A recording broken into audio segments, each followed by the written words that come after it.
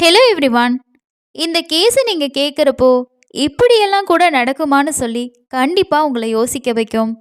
இந்த கேஸில் நடந்த ஒவ்வொரு விஷயமும் நம்மளோட கற்பனைக்கு அப்பாற்பட்ட விஷயமா இருக்குது. அந்த அளவுக்கு இந்த கேஸை கேட்கும்போதே நம்ம மனசை சுக்குநூறாக உடைக்கக்கூடிய ஒரு கொடூர சம்பவத்தை பற்றி தான் இன்றைக்கி நம்ம இந்த வீடியோவில் பார்க்க போகிறோம். வீடியோவை எந்த இடத்துலையும் ஸ்கிப் பண்ணாமல் ஃபுல்லாக பாருங்கள். அதுக்கு முன்னாடி நீங்கள் இன்னும் நம்ம சேனலை சப்ஸ்கிரைப் பண்ணலை அப்படின்னா மறக்காமல் சப்ஸ்கிரைப் பண்ணிக்கோங்க. இந்த வீடியோ உங்களுக்கு யூஸ்ஃபுல்லாக இருந்துச்சு அப்படின்னு நினச்சா மறக்காமல் ஒரு லைக்கையும் கொடுத்துக்கோங்க. வாங்க இன்னைக்கான கேஸ் என்னன்னு சொல்லி டீட்டெயிலாக பார்க்கலாம். கர்நாடகா மாநிலத்தில் இருக்க ஹாசன் மாவட்டத்தில் அரிசிக்கெரை அப்படின்னு சொல்லி ஒரு தாலுக்கா இருக்குது. இந்த தாலுக்காவில் தான் ஜவஹல் அப்படின்னு சொல்லி ஒரு கிராமம் இருக்குது.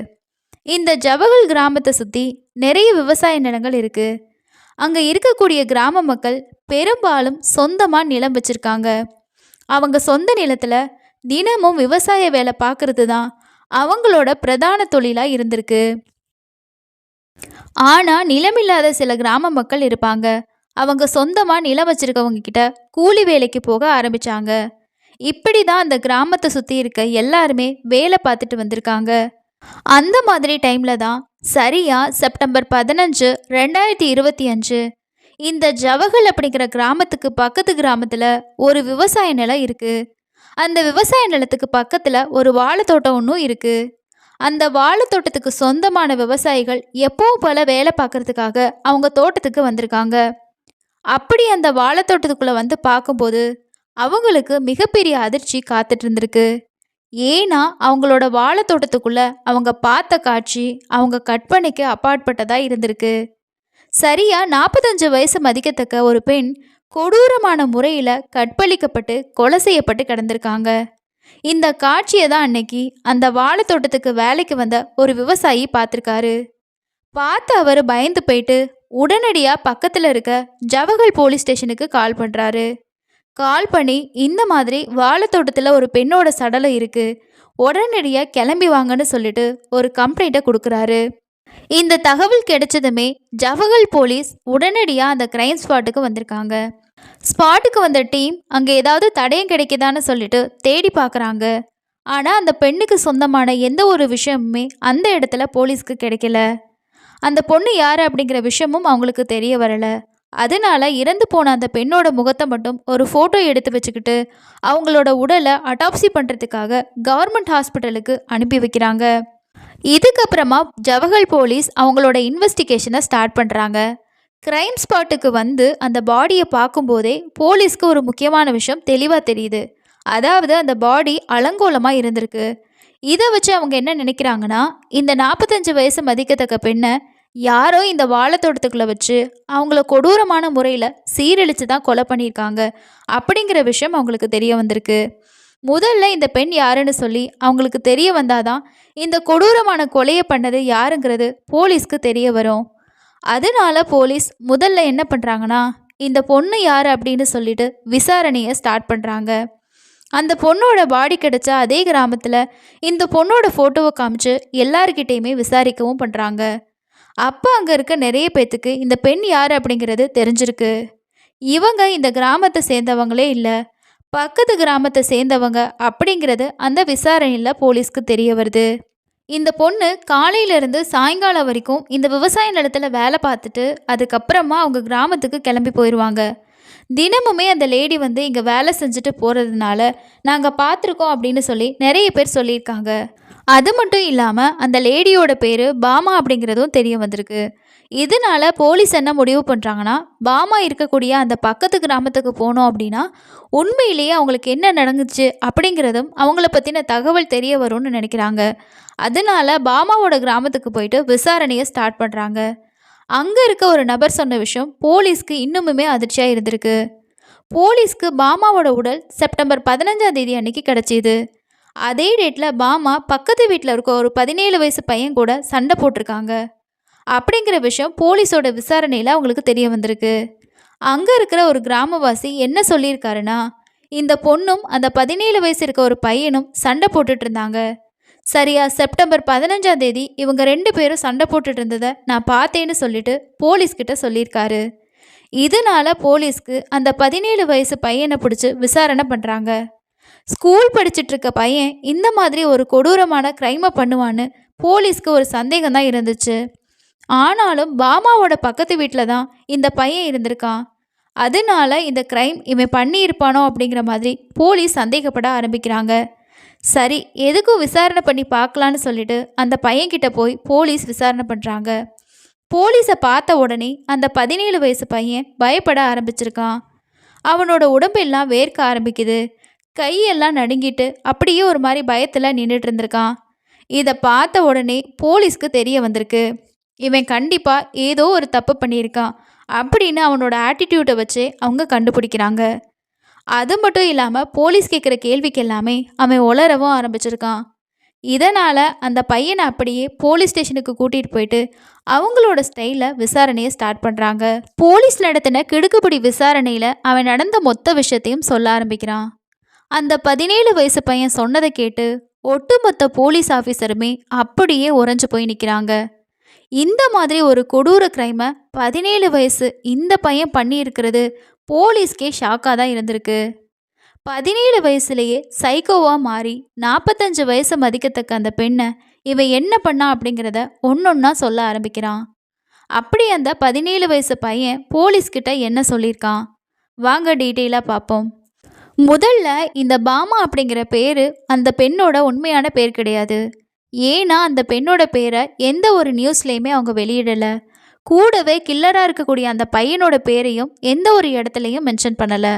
அந்த பையனோட எதிர்காலம் பாதிக்கப்படும்னு சொல்லிட்டு அந்த பையனோட பேரையும் எங்கேயுமே வெளியிடலை. அதனால அந்த 45 வயசு மதிக்கத்தக்க பெண்ணுக்கு பாமான்னு சொல்லிட்டு ஒரு கற்பனையான பெயரை தான் இந்த வீடியோவில் நான் மென்ஷன் பண்ணியிருக்கேன். பாமா கர்நாடகா மாநிலம் ஹாசன் அப்படிங்கிற மாவட்டத்தில் அரிசிக்கடை தாலுக்காவில் இருக்க ஜவகல் அப்படின்ற கிராமத்தில் தான் வாழ்ந்துட்டு இருந்திருக்காங்க. பாமாவுக்கு கல்யாணமாகி கொஞ்ச நாள்லேயே அவங்க கணவர் இறந்து போயிடுறாரு. பாமாவுக்குன்னு சொல்லி குழந்தைங்க யாருமே இல்லை. கல்யாணம் ஆகி கொஞ்ச நாள்லேயே அவங்க கணவரை இழந்துட்டாங்க. கூடவே பாமாவுக்கு குழந்தையும் இல்லை. இதனால் அந்த பாமா கிராமத்திலேயே தனியாக வாழ ஆரம்பிச்சிருக்காங்க. ஒரு பெண் தனியாக வாழ்கிறாங்கன்னா அவங்க எந்த மாதிரி பிரச்சனைகளை எல்லாம் ஃபேஸ் பண்ணுவாங்கன்னு சொல்லிட்டு நமக்கே நல்லா தெரியும். அந்த மாதிரி தான் பாமாவுக்கு ஏகப்பட்ட பிரச்சனைகள் வந்திருக்கு. கூடவே அவங்க கணவர் இறந்து போனாலும் அவங்க இன்னொரு ஆணை தேடி போகவே இல்லை. உடல் தேவைக்காகவும் சரி எதுக்காகவும் சரி அவங்க ஒரு ஆணை தேடி போகவே இல்லை. வேறொரு கல்யாணமும் அவங்க பண்ணிக்கல. கணவன் இல்லைன்னா என்ன, ஒரு பெண்ணால் வாழ முடியாதுன்னு சொல்லிட்டு தனியாக வாழ ஆரம்பிச்சிருக்காங்க. இப்படி இவங்க கணவன் இல்லாமல் தனியாக வாழ்கிறத அங்கே இருக்க எல்லாருக்குமே பொறாமையாக இருந்திருக்கு. ஒரு பெண் கணவன் இல்லாமல் தைரியமாக அவங்க சம்பாரித்து வாழ ஆரம்பித்தாங்க. அவங்க வாழ்வாதாரத்துக்காக பக்கத்தில் இருக்கக்கூடிய கிராமத்தில் விவசாய நிலத்தில் போயிட்டு கூலி வேலையும் பார்க்க ஆரம்பிச்சிருக்காங்க. எப்போவுமே இவங்க இருக்கிற கிராமத்துலேருந்து பக்கத்து கிராமத்துக்கு காலையில் வேலைக்கு போவாங்க. வேலையெல்லாம் முடிச்சுட்டு ஈவினிங் தான் வீட்டுக்கு வருவாங்க. இந்த மாதிரி கூலி வேலையில் கிடைக்கிற பணத்தை வச்சு தான் அவங்க வாழ்ந்துட்டு இருந்திருக்காங்க.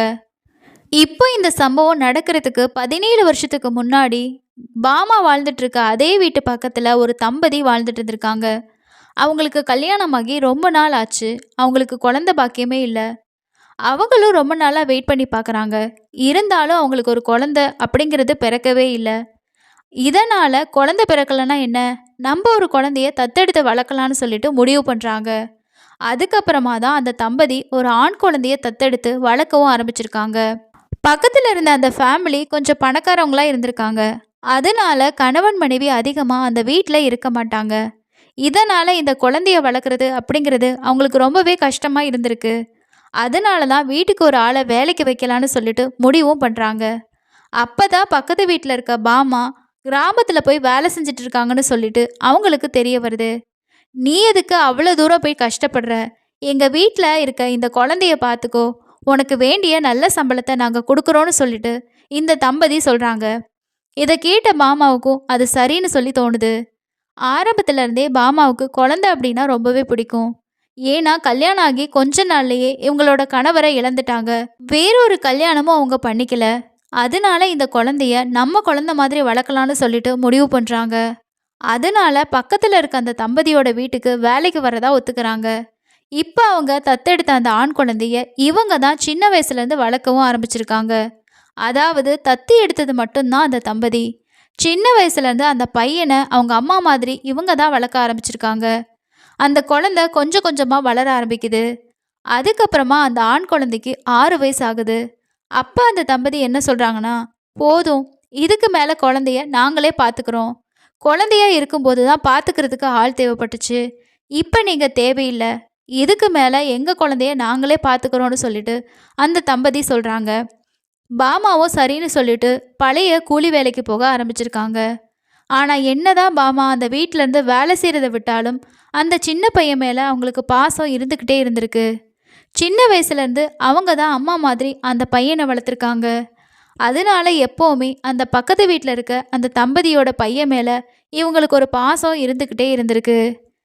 என்னதான் அந்த வீட்டுக்கு இதுக்கப்புறம் அவங்க வேலைக்கு போகலைனாலும் அந்த பையனுக்கு தேவையான உதவிகளை இவங்க தொடர்ந்து செஞ்சுக்கிட்டே இருந்திருக்காங்க. ஆனால் அந்த பையன் வளர வளர அந்த பையனோட மனசுக்குள்ள ஒரு தவறான எண்ணம் வளர ஆரம்பிச்சிருக்கு. 6 வயசுக்கு அப்புறம் அந்த பையன் ஸ்கூலுக்கு போக ஆரம்பிச்சிருக்கான். ஸ்கூலுக்கு போகிறப்போ அந்த பையனை ரெடி பண்ணுறதுக்கு அந்த பையனுக்கு தேவையான உதவி எல்லாத்தையுமே பாமா தான் செஞ்சுருக்காங்க. ஒரு அம்மா தன்னோட மகனுக்கு என்னென்ன விஷயம்லாம் பண்ணுவாங்களோ அது எல்லாத்தையுமே அந்த பையனுக்கு இவங்க செஞ்சுருக்காங்க. ஆனால் அந்த சின்ன பையன் வளர வளர இவங்கள ஒரு தவறான கண்ணோட்டத்தில் தான் பார்க்க ஆரம்பிச்சிருக்கான். அந்த பையன் கொஞ்சம் கொஞ்சமாக வளரும்போது அவனோட மனசுக்குள்ள ஒரு தப்பான எண்ணம் உருவாக ஆரம்பிக்குது. அம்மா மாதிரி வளர்த்த இந்த பெண்ணை தவறாக நடந்துக்கணும் அப்படிங்கிற எண்ணமும் அவனுக்குள்ளே வளர ஆரம்பிச்சிருக்கு. இதனால் நிறைய டைம் பாமாவை அவன் தவறாக பார்க்க ஆரம்பிச்சிருக்கான். இருந்தாலும் சின்ன பையன்தான், போக போக சரியாயிடுவான்னு சொல்லி அவங்க நினச்சிருக்காங்க. ஆனால் கடைசியில் அதுதான் அவங்களோட உயிரையே எடுக்க போகுதுன்னு சொல்லி அவங்களுக்கு கண்டிப்பாக தெரியல. இப்படியே அந்த பையன் கொஞ்சம் கொஞ்சமாக வளர்ந்து அவனுக்கு 17 வயசு ஆகுது. அந்த பையன் வளர்ந்து அடலன் ஸ்டேஜுக்கு வந்ததுக்கப்புறமாவும் அவங்கள தப்பாக பார்க்குறத அவன் நிறுத்தவே இல்லை. ஒரு கட்டத்தில் பாமா கிட்டேயே நம்ம 2 பேரும் சந்தோஷமாக இருக்கலாம்னு சொல்லிட்டு அந்த பையன் கேட்டிருக்கான். இதை கேட்ட பாமா ரொம்பவே ஷாக் ஆகியிருக்காங்க. அப்போ பாமா ரொம்பவே கோவப்படவும் ஆரம்பிச்சிருக்காங்க. உனக்கு வெறும் 17 வயசு, எனக்கு 45 வயசு. உனக்கு அம்மா மாதிரி எல்லா விஷயத்தையும் நான் தான் பார்த்துட்டு இருக்கேன். என்கிட்ட வந்து இந்த மாதிரி தப்பாக கேட்குறீன்னு சொல்லிட்டு அந்த பையனுக்கு புரிகிற மாதிரி எடுத்து சொல்லியிருக்காங்க அவங்க. இருந்தாலும் அந்த 17 வயசு பையனோட பார்வை அவங்க மேலேருந்து மாறவே இல்லை.